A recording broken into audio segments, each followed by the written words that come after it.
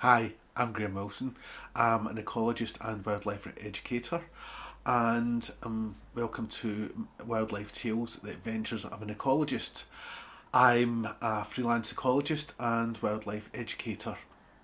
I've been involved with wildlife probably since I was about 3 or 4 in some way or other, but professionally for about 25 years now.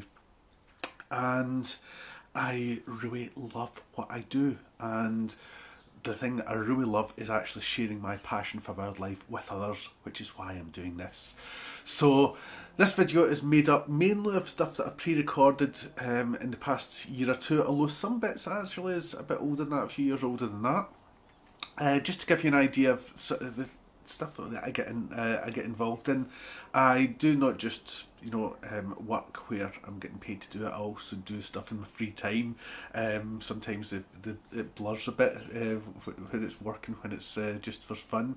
And I like to. The main thing that I really love is sharing my passion for wildlife with others. So I've got a couple of community projects that I'm getting up and running, and also during 2021 I've been running a project called My Wildlife Year, where basically every week I'm just recording what I got up to wildlife wise and then editing together the video into a week and just releasing it every week on YouTube. Although I'm a few weeks behind at the moment. I've just been really busy and not been too well as well, so I'm a few weeks behind, but I'm hoping to catch up very soon. Certainly, hopefully catch up before the end of 2021. So I've got social media. I'm always happy to answer people's questions on social media. If you search for the My Wildlife Year project, it's just all one word, My Wildlife Year, which is on Facebook, Instagram and Twitter. I've also got a YouTube channel, and also my own personal Facebook, Twitter and Instagram is Graham B. Wilson, Graeme B. Wilson. And I'm always happy to answer any questions in anyone wants wildlife wise. I do specialise in mammals, but I'm quite knowledgeable about quite a wide breadth of subjects. And if I don't know the answer to it, I usually know someone that does. So let's get on with the video. Right, I'm out in a bit of local woodland here. It's a bit blustery, so hopefully you can hear me okay. I know there's roe deer along here. I've just seen one along there. There's plenty of badgers around, and more than likely there's fox, and I've seen fox quite close to here. So this tree here, I'm going to put a camera trap on it. There's a few paths all intersecting here, so hopefully overnight I'm going to get something, fingers crossed. Camera traps have become really popular recently due to lockdown. People have been going out and that. So I've got, this is a Bushnell HD, very high spec, which is good, except I've got quite a few other cheaper ones and they are still going strong. And this one here, it has reset itself to basically the first date available, and I can't change it because this screen inside has went. So even the most expensive bit of kit doesn't always keep working. So I switched it on, the lights come on in the front so I know it's working, and shut it up. Now, one thing you should be aware of is when you're putting your camera trap together is you're also going to see some really not so nice angles of yourself, such as this one here is going right up my nose. So got this here. You can use a strap to put it on, but I'm just going to use a Python cable. It keeps it nice and secure. So padlock it in the box, and I'll undo the Python cable. So Python cables, they will deter someone from nicking your camera trap, but they won't stop them completely. If someone's really wants to do it, they will manage to do it. So couple of handy hints is always make sure that you put on and switch your camera trap on, and that you also have an SD card in it. Those are my two main ones that I forget. So we'll fix the trap on here.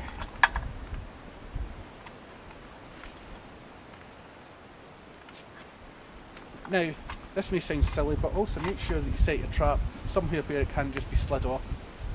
Here there's branches further up, so they would have to actually cut the tree, which if someone's just wanting the trap, I'm sure they would do, but hopefully they won't feel the need to do that. So another handy hint, once you've got your camera in place, is just put your camera there, phone there, take a photo, and then you see where you're actually taking the pictures of. So we'll come back and see what we've got.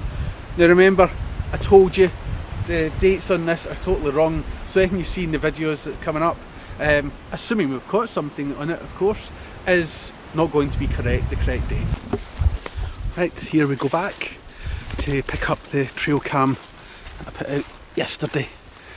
Deliberately chose an area that was a bit off the beaten track, hence me having to duck underneath branches and things like that, because I didn't want anyone to come across it and damage it in any way. So let's go and see what I found. So here we go, and trail cam's just behind me, so let's go and see, get it in, and I'll take it home and see what I've got. If anything, of course, you have to be ready for disappointment when you're using trail cams.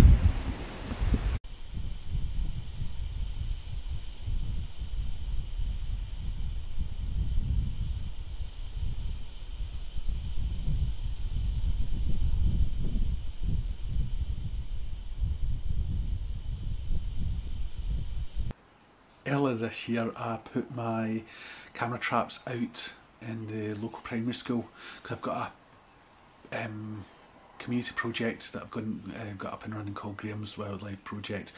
It's not it kind of stalled a bit in the middle of the year because unfortunately I lost my mum, which kind of derailed me a wee bit, but I've basically got some camera traps and some hedgehog tunnels, and I've been trying to get people to record the wildlife that's around them.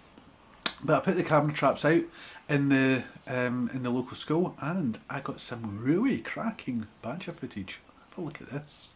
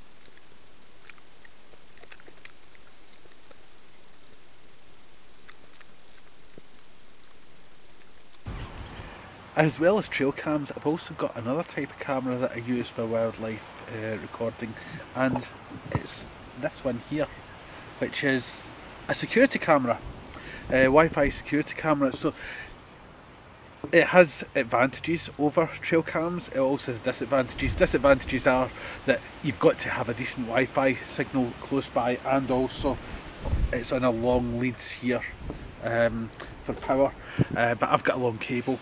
It makes it easy to do it, and I've got decent Wi-Fi, and I've got it set up so I can actually move it around. I've got it set up on this bit of sort of old bit of wood here, and actually it works quite well. I've managed to get some decent stuff. I've used it both here and also through at my dad's, so here's some of the stuff that I've seen over this year.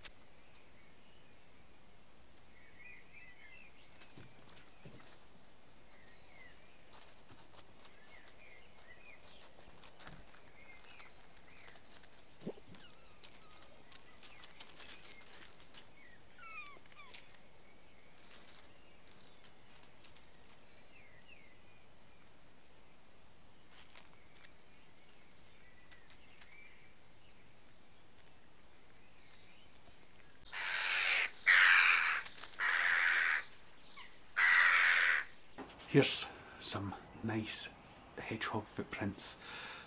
These are the ones that have been out in my garden, so I put out the hedgehog tunnel and I got these lovely footprints. So here's a bit on how you actually get some footprints like this. How to put together a hedgehog tunnel. It goes up like this. It's called mammal track tunnel, or a bit more commonly a hedgehog tunnel, mainly because that's really what we're most interested in finding.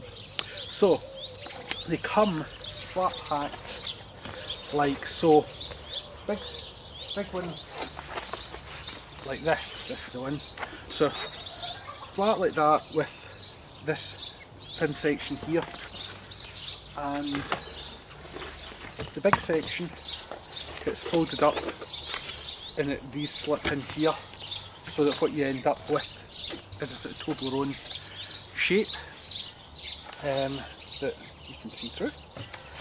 And the thin bit, what we do here, or what I've done, I've actually cut out some nicks here.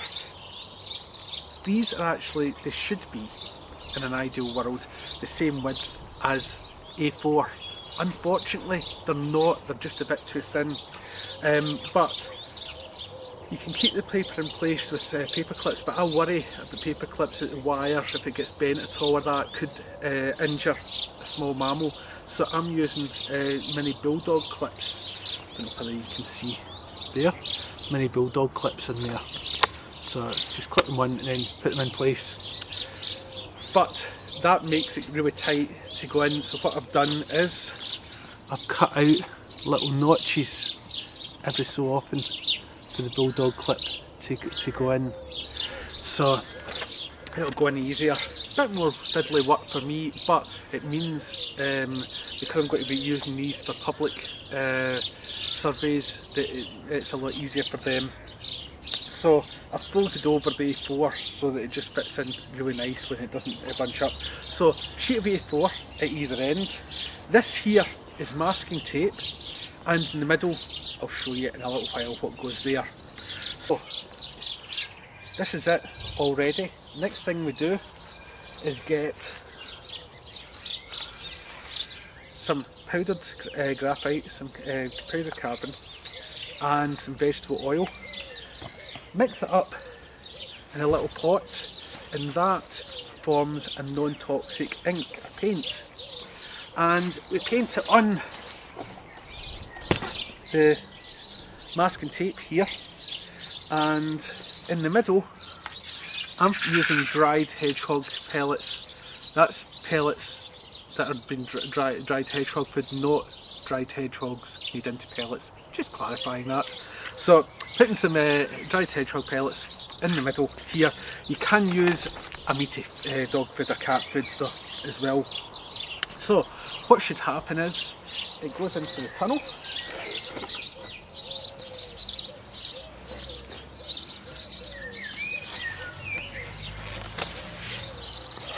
So we'll put it in here. These go over, and we put the dog food in the middle, or the hedgehog food in the middle, and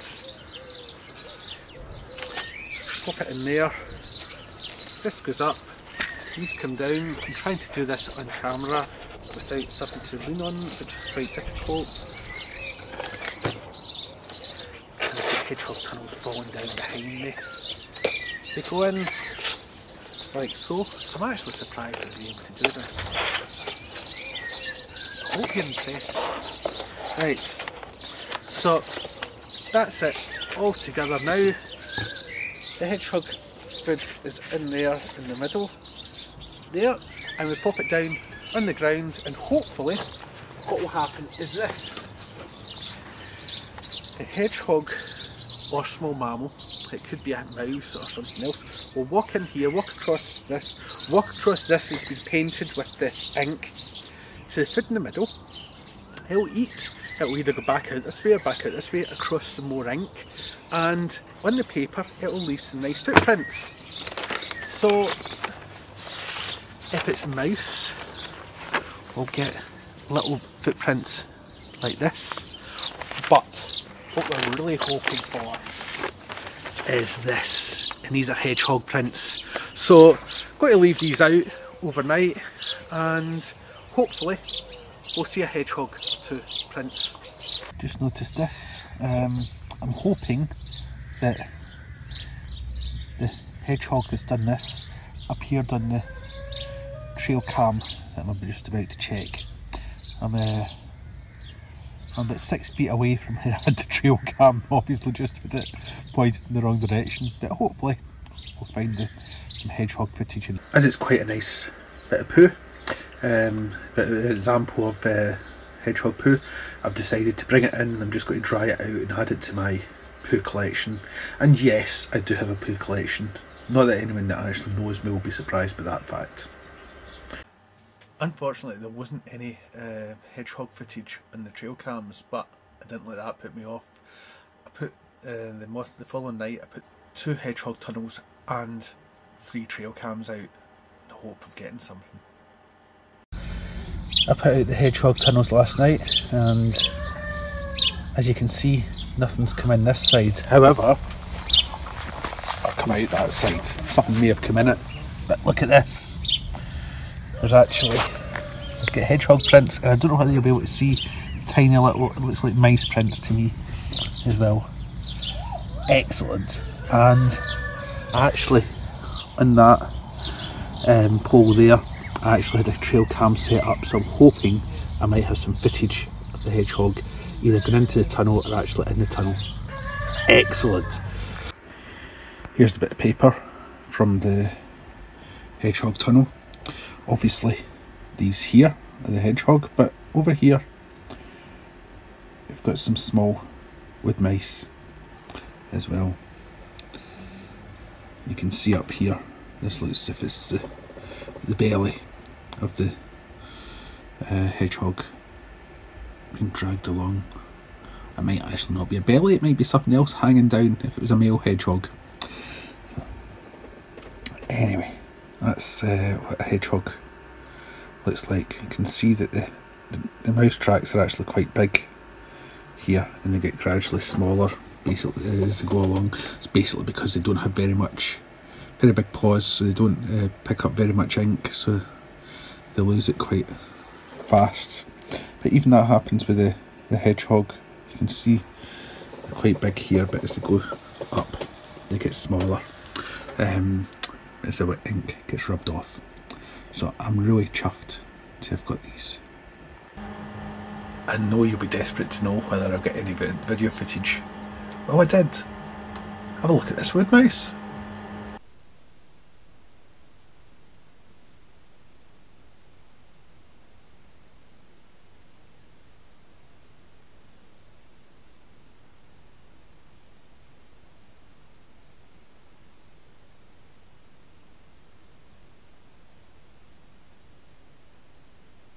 But it wasn't just a wood mouse I got. I was teasing you a bit there. I did actually get some footage of the hedgehog. In fact, I got a couple of bits. Have a look.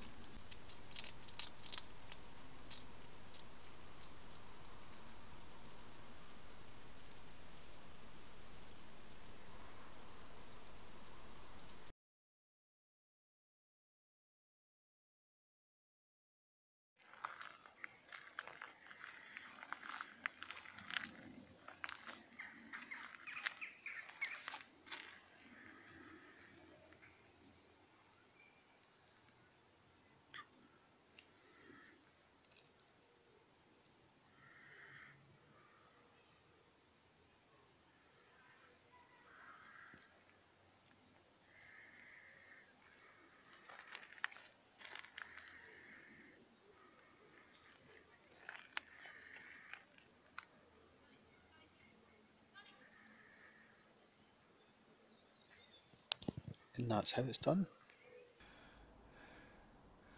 Last year for workshop that I was asked to do, I recorded a bit on mole trapping. Now, what I'm going to show you is a bit that was from that video, but just as a sort of, just want to say, don't go mole trapping yourself if you don't know what you're doing and haven't been trained. They're extremely sensitive creatures, and if you don't check them regularly, you can end up with a dead mole, and that's the last thing I'm sure anyone would want. So don't go live mole trapping unless you know what you're doing. So, marker and mole, and this looks good. Let's just pop it in here.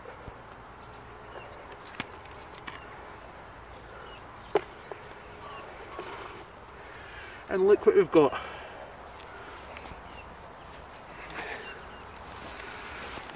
A nice mole.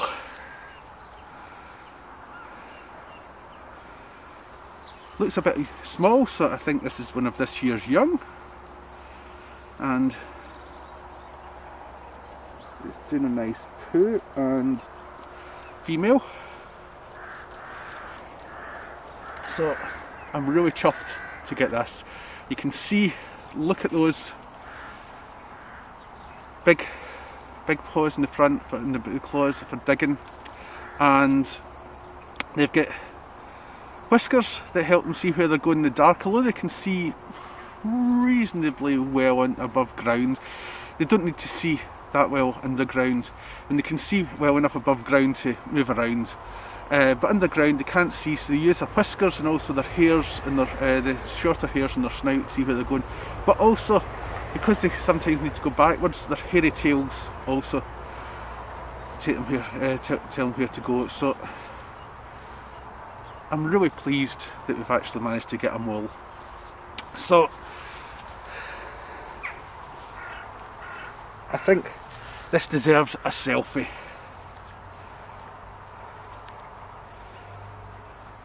Except I'm wearing gloves, so I can't use my fingerprint lock to unlock the phone. So, right, a nice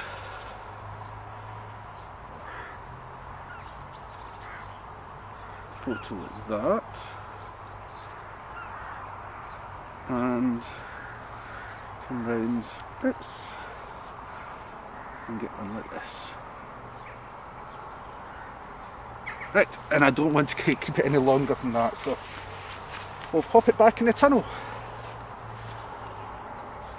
I think what I might do is just take a little video of it. I don't know.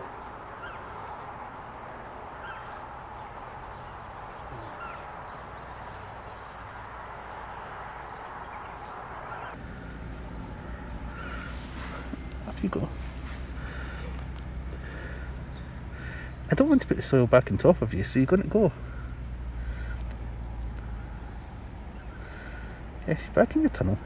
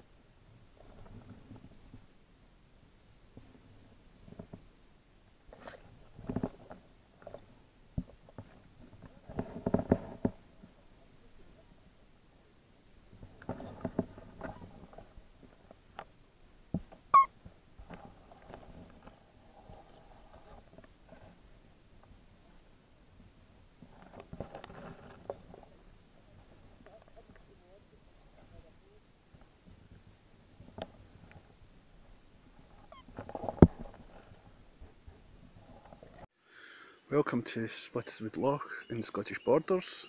It's just behind my house. Lovely location, nice dry weather. I'm out here videoing toads mating. If you ever wondered how I get my underwater footage, it's with one of these little things. This is an 8-man. There are other brands available. An 8-man camera and on a selfie stick monopod, and just hit record on it. and pop in the water if I can find the toads. Have they all went? No, there's one there. And then just move it around. Toads seem to like the 8-minute. I think it's because you can see the reflection. So there we go. Once I've finished with my footage, just take it out and hit off, and that's it. This next bit is in live trapping. Now there's lots of live traps out there. There's the classic Longworth, but there's also a new kid in the block, the Hellsinger. Well, it's been around for a few years now. Very similar to Longworth, but a few less mechanical bits to it, so less to actually go wrong. And the Sherman, I don't rate the Sherman very much. You can get bigger ones, but the small one, it does fold flat, sort of the wrong way. It does fold flat, just watch you don't get your fingers stuck in it as you fold it, as I nearly did there. It does fold flat, so it's great to that, but the trap bait in them I don't find very good. But if you're on a budget, the Ecologist, this is actually the older model, there is a more up-to-date model, is really good. Sort of open it up, put bedding in there, also some food, carrot or apple as a water source, and also the books say casters, which is sort of like used for coarse fishing, but up in Scotland here we don't get that very much, so but we found sort of meaty dog food is fine, and that's just in case you catch a shrew in there. If you're going out to actually deliberately catch shrews, you need a shrew licence, but as long as you've got something in there to make sure you don't catch shrew by accident, so that it survives, that's what you want to be doing. So I'm not going out to live trap at the moment because I don't want to take any extra risks of COVID getting into the small mammal population. I'm only live trapping if it's really necessary, such as when I was mammal trapping for the mole for the workshop, because I didn't have any video to put in the workshop otherwise. So here's some video from about 4 years ago of me doing some small mammal trapping. Let's see if I've got anything in this one.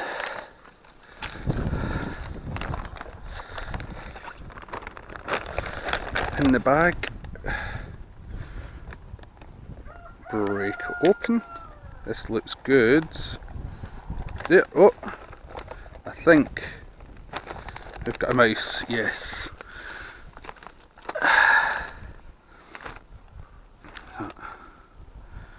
Little wood mouse. Oh, not happy mouse. Right, I'm going to try and get it into the corner and then get it behind the neck. That's it. So, got a little wood mouse. I haven't caught any wood mouse yesterday, so I know this isn't a recapture, so we're just going to mark it. We'll mark it on the right. There we go. So if they catch again, and because you're the first one, take a little photo.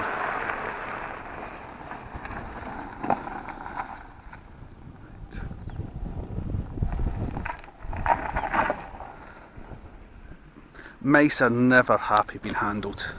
There's only one out of the 4 closed. Let's see.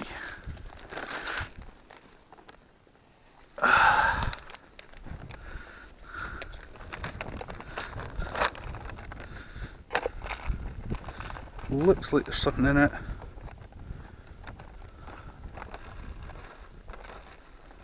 Oh, there it is. Is it not? Yep. What is it?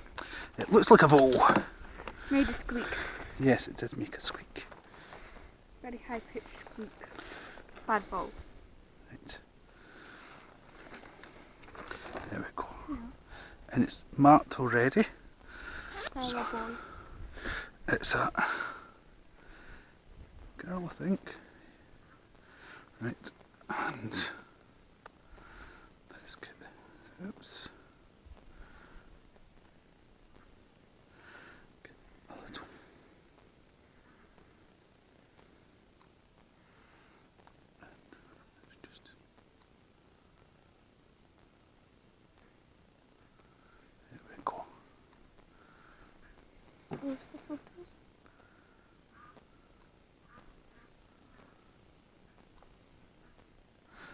let's put that down. There we go. When you're out mammal trapping, it's always worthwhile making sure you've got something that has elasticated cuffs and is tight and not something loose like this, because sometimes small mammals can get up your sleeve and that's when it can get really embarrassing. Come on. Come on, where's this fool? Come on, here you come. Gotcha. No. Got him. Right, let's see what you are. Yeah, just let go of it now. Okay, so this here is another mammal trap, but it's not used outside. I don't use it outside, and it can catch multiple captures. Basically, there's two doors in here. There's a little sort of like seesaw system. This door then comes up. I don't know whether you can see that. It comes up, and they can't get back out. So basically, I can't use it for catching anything that's in the kitchen. I've only ever once caught a house mouse in all my years of small mammal trapping. In the, where I'm living at the moment, it's mainly wood mice and bank vole, probably about 50-50. Bank voles seem to be more common during the summer, wood mice in the winter, although they will all both turn up at any point during the year. So let's have a quick look at what I've actually caught in one of these. Haven't had anything in the traps for a while, and look what I've just found. Wood mouse. So take it out and pop it in a tub.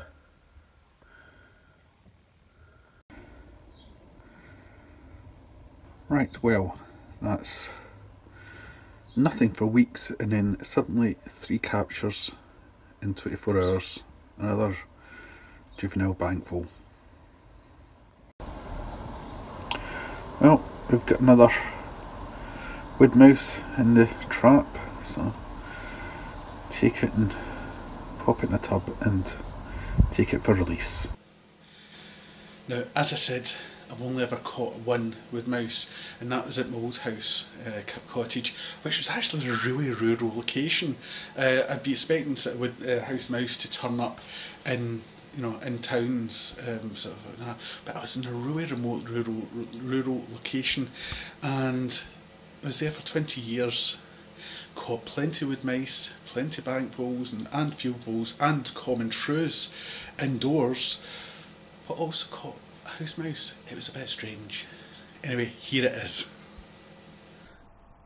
I've only once in the past 20 years of trapping, both indoors and out, indoors being in my house, when we've had rodents and small mammals in, only once have I ever caught a house mouse. All the rest of me wood mice.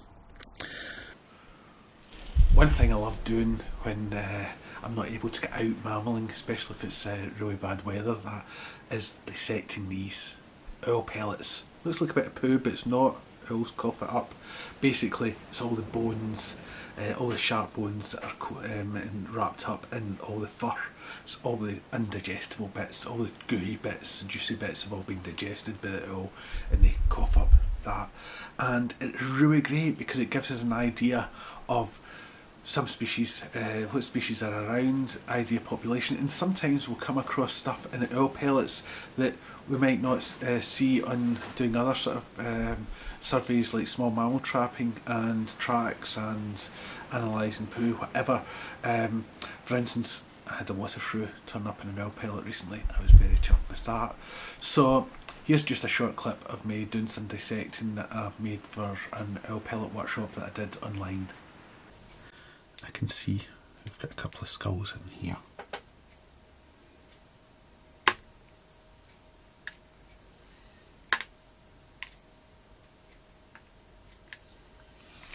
Right, so this one here is very small with some red teeth, tips to its teeth. Sorry, I'm whispering there. So this one's very small with red tips to its teeth, and this one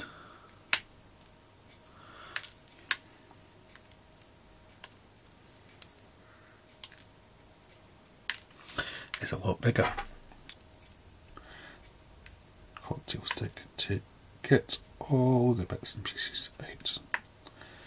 Right. So you can see here that the back of the skull has all been caved in. There it is, there's bits of the skull there. 2 big front teeth here, and then zigzag teeth down here. So what I'll do, just so that you can see, I'll clip on this in my phone and switch to video, and you can see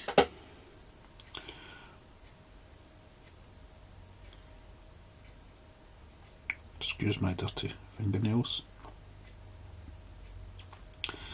There's that little infold there that they talk about in the field vole. So you've got 2 big front teeth. So I know this is a field vole. I also know it's a field vole because somewhere down here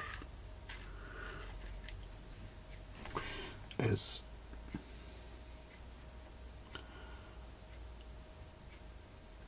the lower jaw, and one of the lower jaws has fallen. This tooth, and you can see it's flat on both sides, therefore it's a field vole. And this one, you can see the red tips to the teeth there. Oh yes, you can see them very clearly there. This one here is a common shrew. I can tell it's a common shrew because of the size of it. You can also look up reference books and look at the shape of the teeth, and they will tell you what type it is. So, getting close. You can get up close. I use, obviously for this, I've used this clip-on lens. You can also use a hand lens, or if you're actually doing it at a desk, what I've also got is a clip-on magnifier, which is pretty good as well. So let's make it get in very close. Another thing that I got into during lockdown was moth trapping. I'd been after a moth trap for ages, and I managed to get some money together through some crowdfunding to get a moth trap that I was then able to use for educational purposes in my wildlife year videos, and for other aspects of community projects as well. So I was really pleased to get moth trap, and here's just a short bit of me moth trapping earlier this year. Right, just decided it's been weeks since I've put the moth trap out. I'm going to put it out tonight. Weather's supposed to be dry, so I'm safe and it's not going to get swamped with water. So the moth trap's been on all night, and already I can see I've got one little micro moth there. So I'll go and get this little tub here and pop it in for IDing. So popped it in there. Micro moths are quite hard. They're a lot harder than macro moths. So I'm going to have a look in my micro moth book, and if I can't find it or I'm not sure, there's a good person on Twitter that I can ask. Now I'm just checking round the trap that there's nothing else obvious. So what I do now is I take out the light. You can see there's stuff flying about in there. Take this bit out and pop that in to stop anything escaping. So I know I've definitely got moths. There's another wee micro moth there. There's at least one macro moth kicking about in there. So next is check under these. Oh look, there's a peppered moth. That's a gorgeous moth. So I'll pop it in one of these as well. Peppered moth, if you've ever done biology and evolution, you'll have, in genetics, you'll know about them, because there was actually a dark morph of them that was prevalent in the industrial age in the UK, because during the Industrial Revolution, due to all the smoke and that, they actually were able to survive better on trees and buildings rather than these ones, which stood out more against the black. So, time to empty the trap. Now, this is going to be difficult with me. Oh, look at that gorgeous one down there.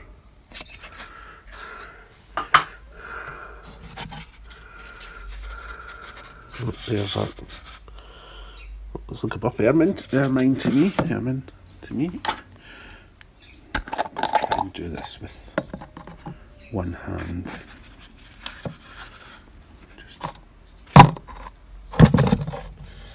That never worked.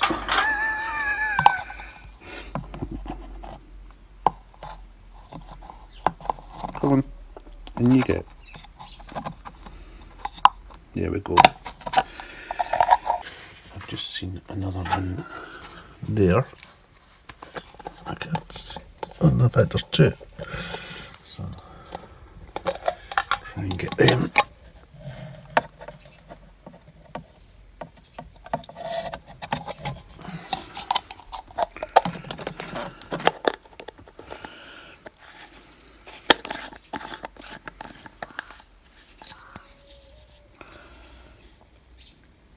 I think that's, see, I haven't done much mothing, a lot of these moths I haven't seen for nearly a year now, so I think that's some sort of beauty.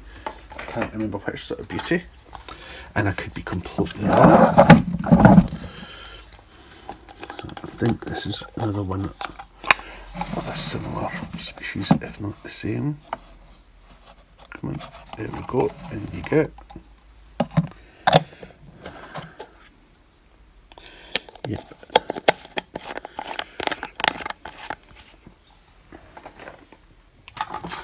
Right. There's another one hiding down. I don't know whether you can see it down hiding in there. And this gorgeous one here. Just see. Oh, it's dropped off. I'll just take it out this. Drop it in there.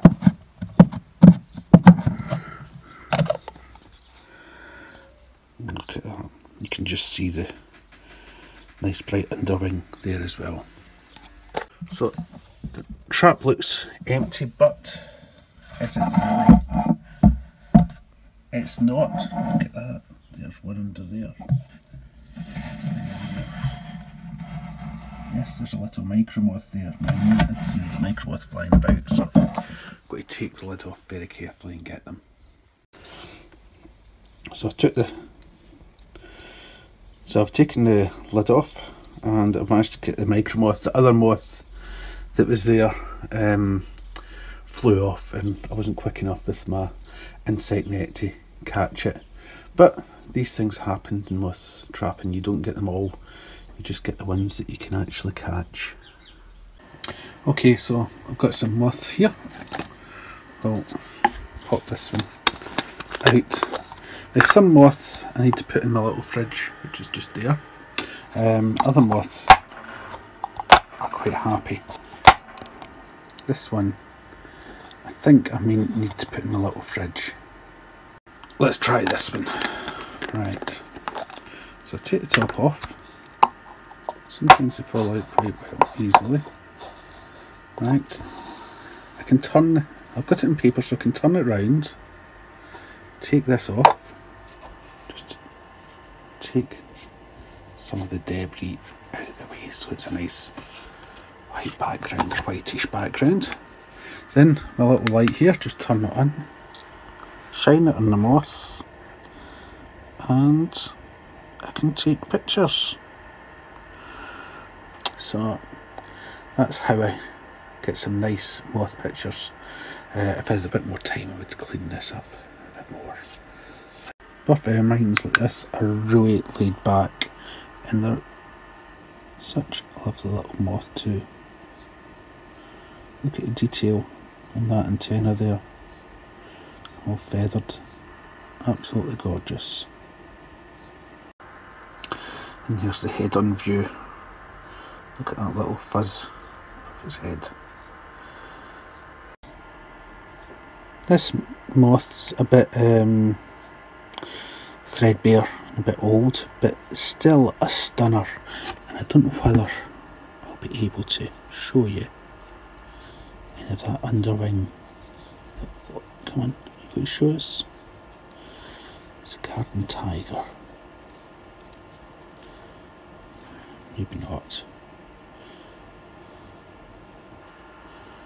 You can see the orange there, the underwing. This is a very laid back moth. I was hoping to get it to open its wings, but it's so laid back, it's just sitting there. They look dead, but trust me, it's not. See, just to prove it's not dead, here it is, it's actually moving about and climbing back into the tub itself. Told you it wasn't dead. The thing with mothing is you have to be very careful. I've actually lost 2 moths. I know roughly, can remember roughly what they looked like, but it would have been nice to get a photo of them. One was one of the micro moths that I got, and the other one was one that I think was on the outside. One of the egg boxes, I can't remember actually where it was. But yes, so hopefully I'll be able to ID them. But it would be nice to have the specimen just to confirm. So this book here, The Field Guide to Moths of Great Britain and Ireland, 3rd edition by Paul Waring, Martin Townsend, and illustrated by Richard Lewington, is the Bible for IDing moths. And as you can see here, this is indeed a garden tiger, as I said it was. This one here, as you can see right next to it, it's a double square spot, which is quite common and comes to light and traps quite readily. So it's my first one of the season, but I would have probably had it a lot sooner if I'd actually been here doing some trapping. And here's the buff ermine.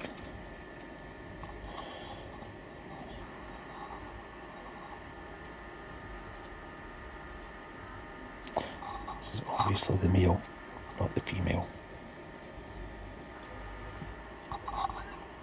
Here you can see the peppered moth, and there's the dark variation that I said there was during the Industrial Revolution that allowed it to survive and do better during the time when basically soot covered everywhere. It's a gorgeous little moth to look at. Well, it's not a little moth, it's quite a big moth actually. Finally got this one cool enough to take a photo of. So it's a beauty of some sort. I was right about it being a beauty. It's a willow beauty, this one here. I can definitely confirm because I don't know whether you'll be able to see.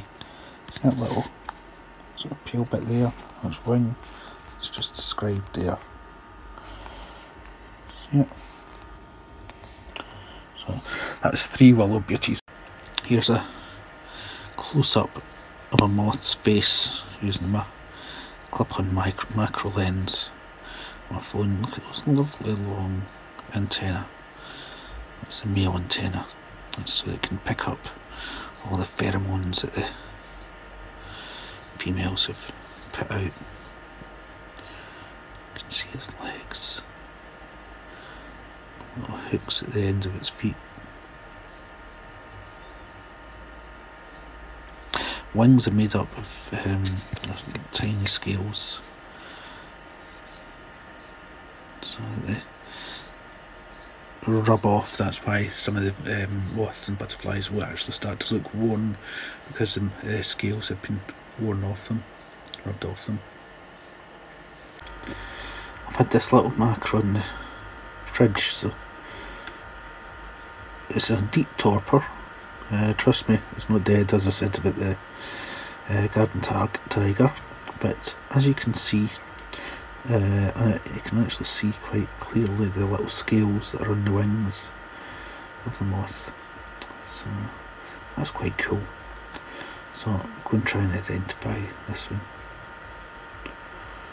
This is the book I've been using for all my macro moths, and although it's called The Field Guide to the Moths of Great Britain and Ireland, it is actually all about macro moths. There is a couple of pages in there about micro moths, but not much, just common micro moths you might find.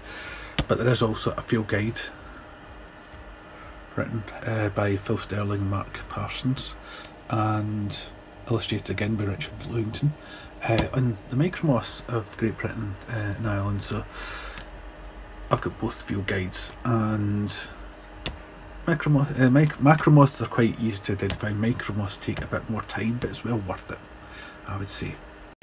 I always try and ID my micro moths myself, but I'm not that confident. So what I do is, on Twitter, I find there's a really good UK moth expert that you can actually send your pictures to, and he'll identify them, or confirm the identification.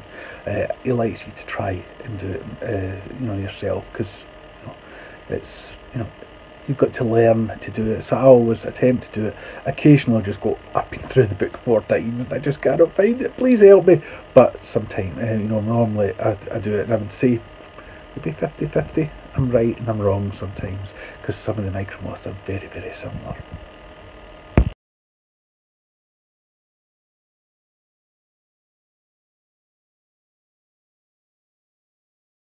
The small macro that got away was either a small fanfoot or a fanfoot. I just got a quick look at it.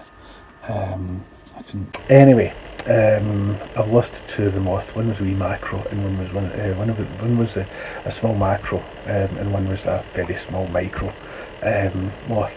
But that's what happens when you're moth trapping. And when you're going through, this book here, looking for your moth, it's a bit different. Normally for most species you'll go through and there might be a key you have to follow to with moths it's not. You actually literally just go through looking for what one looks like, what it is you've got in your hand, and some of them are quite similar, some are actually quite individual, easy to identify, but some takes a bit of time, and you get to know them. So I recognised some of the moths this morning, such as the double square spot rather, but I couldn't remember its name, but I knew I'd had it before, whereas the buff ermine and the sort of like garden tiger and the peppered moth I knew. So you get to know the moths, and I'm sure within a couple of weeks I'll just be able to look and go, oh, it's a double square spot, without even having to look up the book.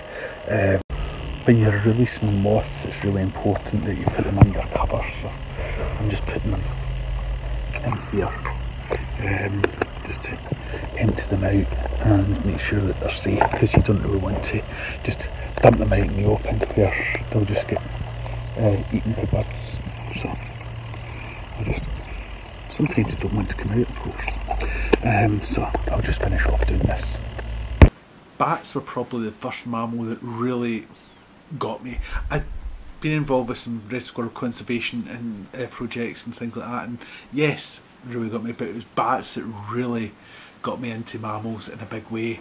And it's over 20 years since I did my first bat walk.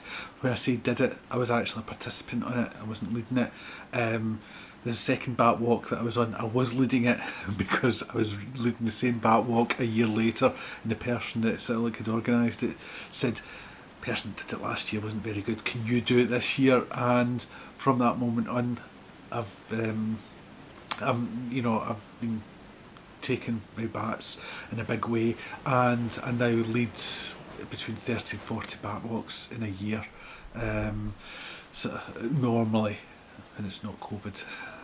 So yes, so bats really give me a buzz when I hear them. Excuse if you, obviously bats also make noise, including feeding buzzes, so excuse the pun.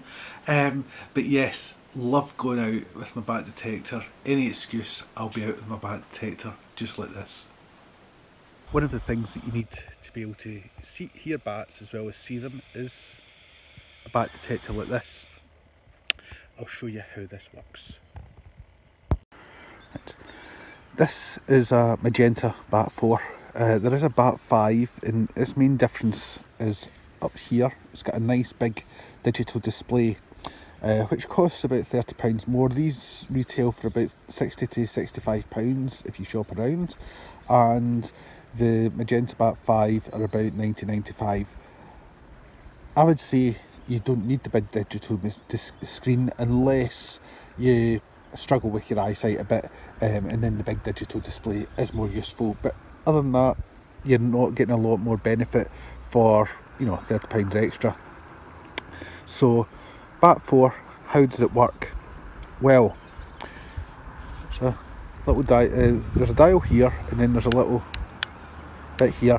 It's a bit like an old FM radio actually. You turn it on, turn it up to your hiss, and this button here, in case you're wondering, is for clock. I never put it on, it just brings down the batteries. Put it on until you hear a hiss, and you can use your thumb to turn this. Now, I have it set to 0 to 50. Now, common pipistrelles are down at the peak frequencies at 45, and soprano pipistrelles, the peak frequency is up at 55. However, you'll hear them both at 50. It's a bit like, as I said, an FM radio, and what you've got to do is try and tune it in. So you'll hear them both at 50, and if you're hearing the bat and you don't know which one it is, whether it's a soprano or a common pipistrelle, you turn it up to 55 and it becomes nice and loud and clear. You know it's a soprano. However, if it gets a bit high pitched and tinny, it's a common pipistrelle. And if you go the other way from 50 down to 45 and it becomes loud and clear, it's a common. But if it becomes high pitched and tinny, it's a soprano. So it doesn't matter which way you go, you'll be able to tell. Now, other bats out there, most of the Myotis species, which has got the Debentons and the Natterers and the rarer bats like the Whiskered, they're down about 45, but they sound different to the sopranos and than the common pipistrelles, and hopefully we'll see and hear the Benton on the river later on. And also down about 40 is the brown long-eared bats, but they're very quiet, and you have to really just get 15 away from them to hear. And then right down at 20 you'll pick up social calls of pipistrelle bats, but also the nocturnal bat, and it's a loud bat as well, that you get around here in the south east of Scotland. And you also hear, when I turn it down, it's starting to pick up some interference from my voice, because that's getting quite near the frequencies that we as humans can start hearing. So I'll turn it off just now and wait for the bats to show. I'm hearing a pipistrelle somewhere around here.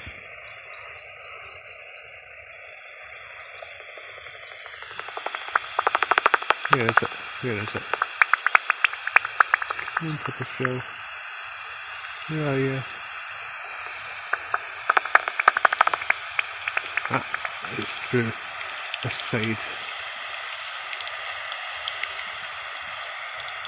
Flying around the trees, or through the trees. Oh, there's two. We're obviously coming into spring really, because this area here always gets really busy with insects. I suspect it's something to do with the wattle bank here, and the sort of like any remnants of whether it's fizzy drinks or alcoholic drinks that may be around, attracting insects, which therefore attracts the bats.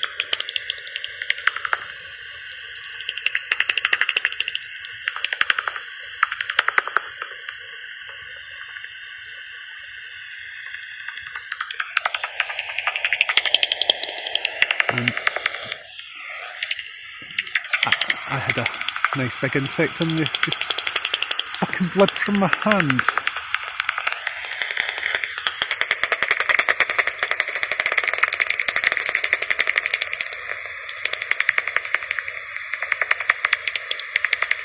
How cool is that? I always love seeing bats,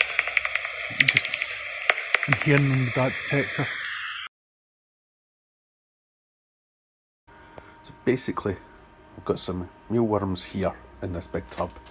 I've got some, these are all pupae, and once they hatch out they get transferred to here. Those ones have just finished mating, so that means that hopefully the female is going to lay some eggs, and I'll get some new mealworms, which will save me having to buy some more. Yeah! And of course, once the mealworms are adults, they're fed to Chonky, who has suddenly obviously just got camera shy and stopped eating because she knows she's been talked about. I've had Chonky in care for quite a few weeks now. She was catted, so she had holes in her wings which have healed up nicely, and she also had a broken finger which seems to have healed nicely, but she's still not flying.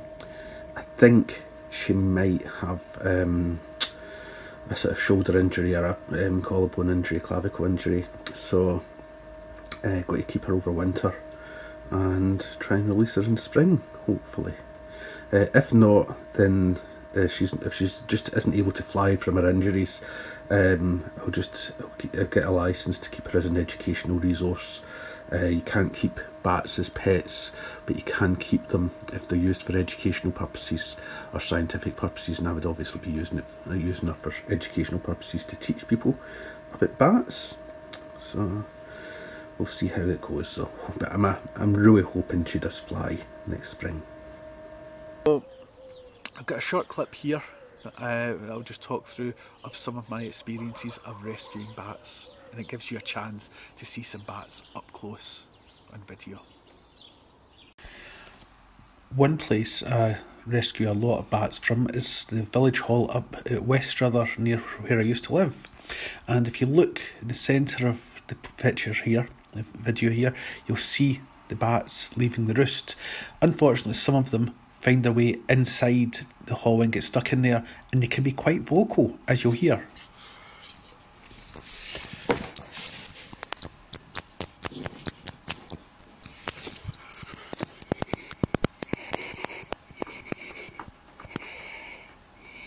Right, let's get you somewhere so we can get you something to drink and that, and get you back up to the roost. Once taken into care, they're given some food and some water and a test flight, and then hopefully this is what happens at the end of it.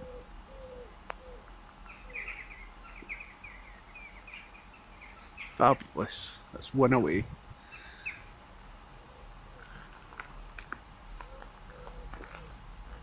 One of the females that I rescued from Westrother Village Hall actually also had a pup with her, as you can see here. I didn't have to do anything to look after the pup, though the mum did that, so all I had to do was look after the mum, and I got them both safely back up into the colony. Sometimes I just can't get away from bats. Not long after we moved house down to Denham in the Scottish borders, we got invited to lunch, and we're sitting around the lunch talking, and bats had come up already, and so had moths, because someone else was a moth trapper there. We're talking about wildlife, and suddenly someone says, "There's a bat in the lampshade." And sure enough, there it was. So I got on top of the set of ladders and reached across to get it. Luckily I had my back gloves with me, as I always do, and also a little syringe for water. Got it out, gave it a check over, and then popped it outside on a wall, and it flew off up to the roost, back up to its roost in the roof. About a year after we moved down to Denham, we got a phone call from one of the primary leaders. They meet in the local primary school, and there was a bat in the hall. I went along, and it was right up the top. You can barely see the little speck in this photo. But I went back the next day and met the caretaker and see whether it was around. And I was talking to him, and I couldn't see it. And had a good look round, and then I saw a little fluffy bum sticking out from behind the emergency exit and fire signs. And there it was. So I took it away, brought it in, gave it something to drink and also something to eat. And they love a good mealworm, and sometimes they can be quite noisy eaters, as you'll hear here.